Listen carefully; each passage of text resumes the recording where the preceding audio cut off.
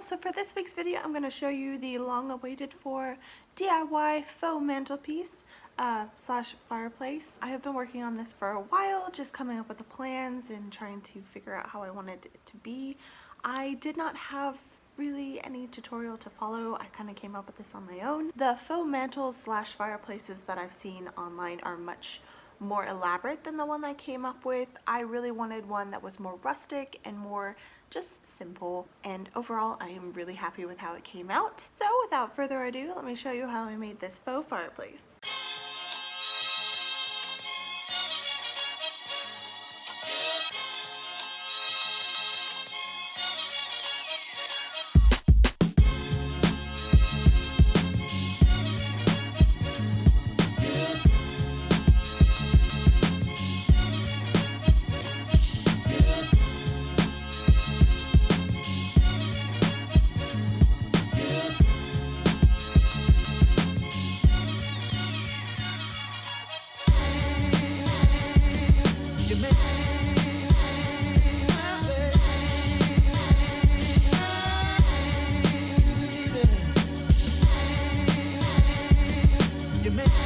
So after I attached the three 1x8s together to form kind of a mantle fireplace shape, I then took the 1x4s and I drilled pocket holes into one side of each of them.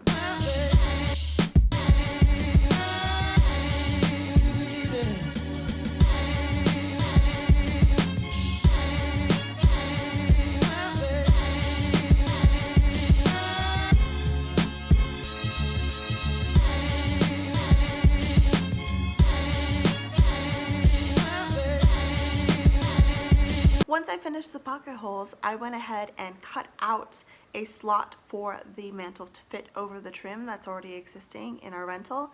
We can't make it flush and cut into the trim because it is a rental, so this was my solution.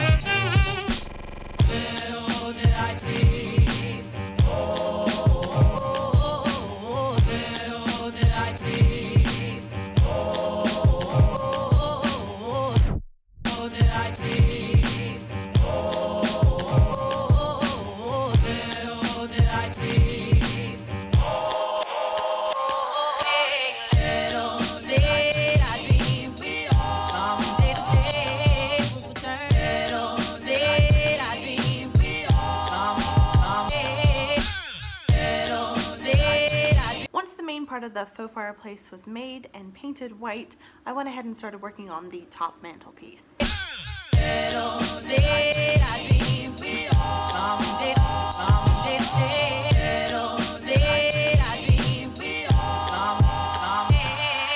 So I stained it, polyurethaned it, and let it off to dry, and while that was drying, I went ahead and worked on the actual firebox piece of the faux fireplace. Now it's just a piece of plywood that I picked up from Lowe's, but I made sure to measure it a little bit wider than the opening that I had, just so I had enough clearance to attach it to the back side of the mantle. But before I attached it to the back side of the mantle, I needed to paint it a dark color so it would make the wood slices that I'm going to attach to the front look more realistic.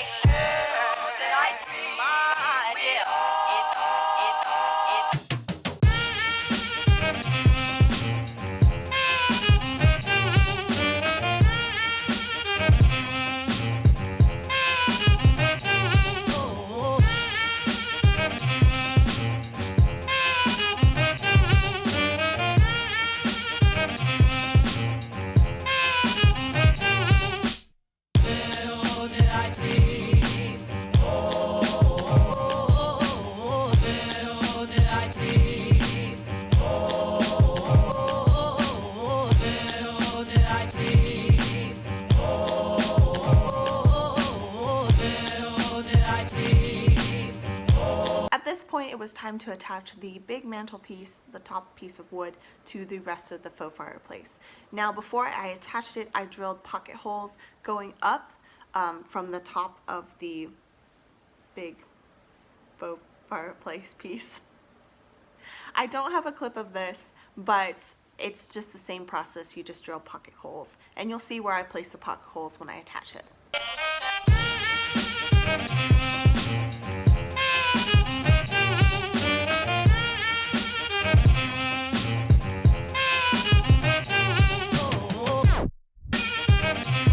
At this point, it was time to attach the wood pieces to the front. And to do this, I wanted to get birch logs. Now, a couple places sell birch logs, but they were always really expensive and not a very wide diameter. So I looked for quite some time to find the right birch logs, and I was about to give up when I was perusing Home Goods for some already done, and I came across this bundle of birch logs that are supposed to be decor items, but you all know by now, I don't follow the rules. So I went ahead and I took it apart, and I was crazy enough to think that I could saw these little individual slices of wood by hand. Now I don't have a clip of me slicing them by hand, but yeah, it took a while. Yeah, I was painstakingly sawing these wood slices by hand. The wood is very dense and really hard to cut. I got a nice collection of them, and I thought I was making progress, but my dogs, I guess, felt that I was ignoring them a little bit, and they decided to eat quite a few of them. Just eat the wood. They don't even chew wood. They were just angry that I was spending so much time sawing these pieces that they decided that they were delicious. So at this point, I was very discouraged, and I didn't know if I was even going to finish the project because it takes so long to cut those things. Fortunately though, we were going out to see my in-laws for Thanksgiving, and my father-in-law is amazing, and he cut the logs down to the slices that I needed for me. Because I'm happy. Clap along if you feel like a room without a roof. When we got back home, it was time to glue down those wood slices.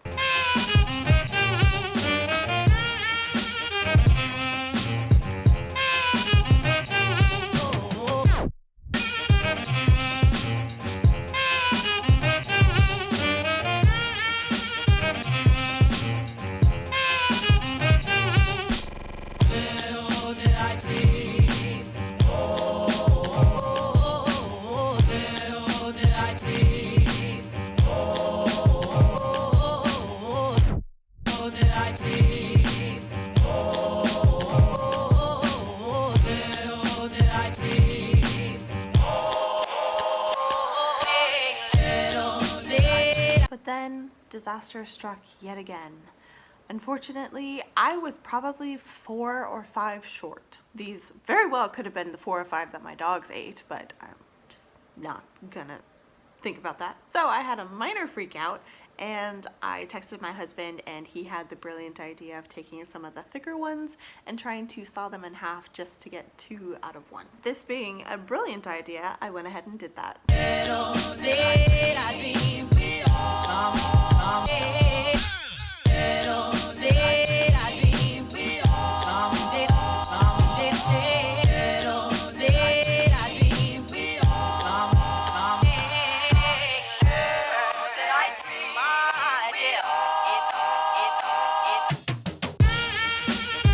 To attach the mantle to the wall, I wanted to use a French cleat system. It's hard to explain. If you don't know, I would recommend Googling a French cleat, but pretty much it works kind of like, I don't know if I can really show you. One piece attaches right here to the wall, and then the other piece attaches right here to the object you're hanging, and they go like this. Now you can actually buy metal cleats from Home Depot or Lowe's or any hardware store really, and I actually did buy one originally. I didn't use this because I looked in my scrap wood pile and I found out that I had pieces of wood that I actually got from free pallets off of Craigslist that would work as a French cleat. So yeah, saving money.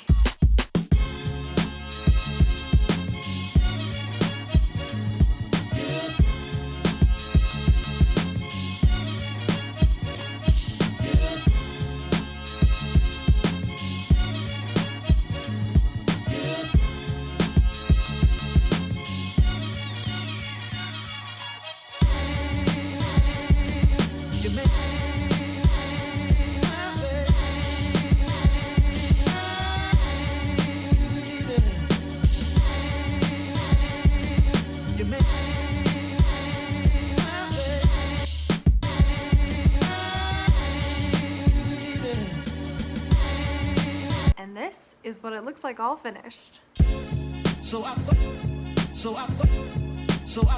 needed. So I thought I needed.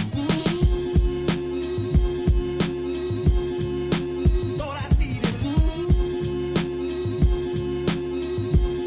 So I thought I needed.